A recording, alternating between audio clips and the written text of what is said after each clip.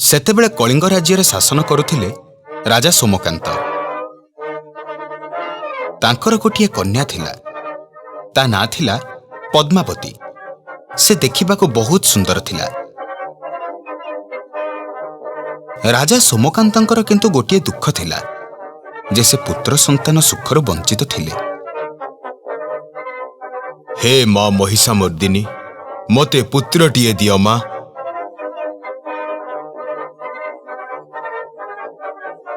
दिने रातिरे राजा सोमकांतंक स्वप्नरे देवी मां आसिले आउ तांकु कहिले, सोमकांत, तमर पुत्र संतान निश्चय हेबो, किंतु ता आगरु तमको मोर गोटिए देउळ तोळेइबाकु पड़िबो। सोमकांत देउळ निर्माण कले आउ ठीक समय तांकर पुत्रटिए भी हेला। सारा राज्य रे एक कथा व्यापी गला जे देवी मां को कृपारु राजांकर पुत्र हेछि। सेही राज्यर रमण और पीयूष नाम रे दुई सांग रहुथिले।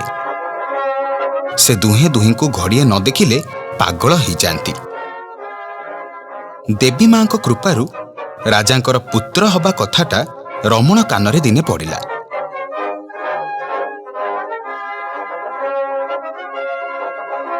से देवी मां को मंदिर रे पहुंचिला। हे मां, मो ऊपर दया कर मां। राजकुमारी पद्मावती बहुत सुंदर। मु तांको बाहा हबाकु चाहूछि। मु कथा दउछि, जो दिन मोर तांको सह बाहाघर हबो ता परदिन मु मो मुंड काटी तमको समर्पी देबी। तथास्तु। रमण सह पद्मावतींकर विवाह संपन्न हैला। दुहे किछि दिन बहुत खुशी रे रहिले। रमण देवी मां को आगरे जो प्रतिज्ञा करिथिला ताको भूली गला।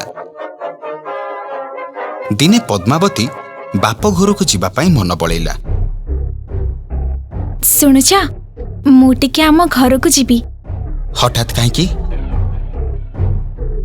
नहीं, बहुत दिन हैला बापा मां को देखिनी तो तांको देखिबा को भारी इच्छा होछि। अच्छा हो, आमे काली जीवा। जोगकु सेतिकी बेले पीयूष आसी सेठी पहुंचिला।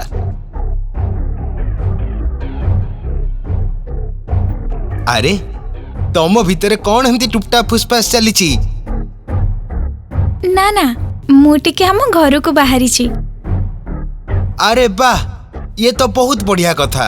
मोर काली राजधानी को जीवार अछि। ताहले आमे सांग ही तीन जण जीवा। पीयूष, तू काली सकाळु आम घरे आसी पहुंची जीवु। आमे भोरु भोरु बाहरी जीवा। ता परदिन राति पाई सकाळ हैला। सगड़े बसी रमण, पद्मावती आउ पीयूष राजधानी अभिमुखे चलिले। राजधानी रे पहुंचिबा परे देवी मां को मंदिर पड़िला। मंदिर देखिबा परे रमणर देवी मां को आगरे करिथिबा प्रतिज्ञा कथा मने पड़ीगला। हे मां, मो ऊपर दया कर मां। राजकुमारी पद्मावती बहुत सुंदर। मु तांको बाहा हबाकु चाहूछि। मु कथा दउछि, जो दिन मोर तांको सह बाहाघर हबो ता परदिन मु मो मुंड काटी तमको समर्पी देबी।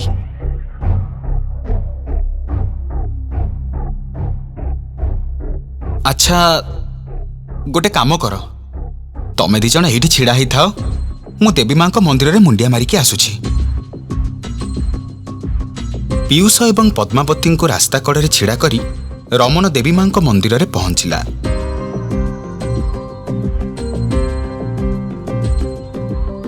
हे देवी मां, मोर बहुत बड़ भूल हेछि।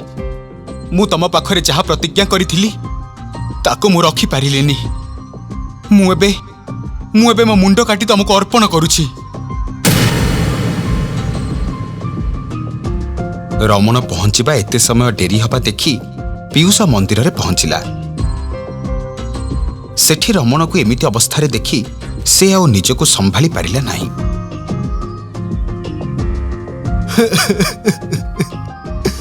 ये तमे कौन कल मित्र? मु एबे पद्मावती को कौन कहिबी? कि उत्तर देबी तांको? तमे थरटिए भी तांका कथा चिंता कल नहीं। ये कौन कल तमे मित्र? एबे एबे जदि मु एठू बाहरी जाए तेबे गाँ लोक कहिबे जे मु मो मित्र को हत्या करिछि। मो प्राणटू बड़ी मित्रर हत्यार अपवाद मु केमिति सही पारिबी? ना, एते बड़ कलंक मु सही पारिबी नहीं। एक कथा चिंता करी पीयूष रमणर मृत शरीर पाखरे पड़िथिबा सेई खंडा आनी निज मुंड काटिदेला। अनेक समय धरी पीयूष और रमण न फेरिबारु पद्मावती चिंतारे पड़िला। एते बेळ हेई गलाणी, केही भी फेरिलेनी। कौन हेइछि? मु जाई देखे। बड़ व्यस्त ही पद्मावती मंदिर भितर को गला। से जाई देखिला सेठी रमण और पीयूषर मृतदेह पड़ी। से देवी मां आगे कांदी कांदी गुहारी करने को लगिला। हे मां, ए की सर्वनाश हैला मोर। मु के पाप करिथिली जहार एते बड़ा दंड तमे मते देलो मां। हे दुही को बंचे दियो मां।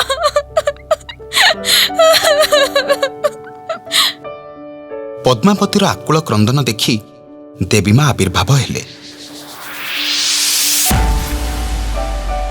पुत्री, तमे निज हातरे दुहींकर मुंड तांको शरीर रे जोड़ी दिया। सेमाने तांको प्राण फेरी पाइबे। किंतु मने रख, जोड़ीब केवल मात्र थरटिए। देवी मां को कथा सुनी पद्मावती तरबर ही रमणर मुंड पीयूषर शरीर रे आउ पीयूषर मुंड रमणर शरीर रे जोड़ीदेला। सेमाने निज प्राण फेरी पाइले सत, किंतु सेमानंकु देखिबा परे समस्ते द्वंद्वरे पड़ीगले जे पद्मावतीर स्वामी किए हब। सेमाने न्याय पाई राजांक दरबार को जाई राजांकु सबु कथा कहिले। सबु कथा सुनिबा परे मु केवल गोटिए कथा कहूची जे रमणर मुंड जहा शरीर रे लागिची से ही पद्मावतीर स्वामी।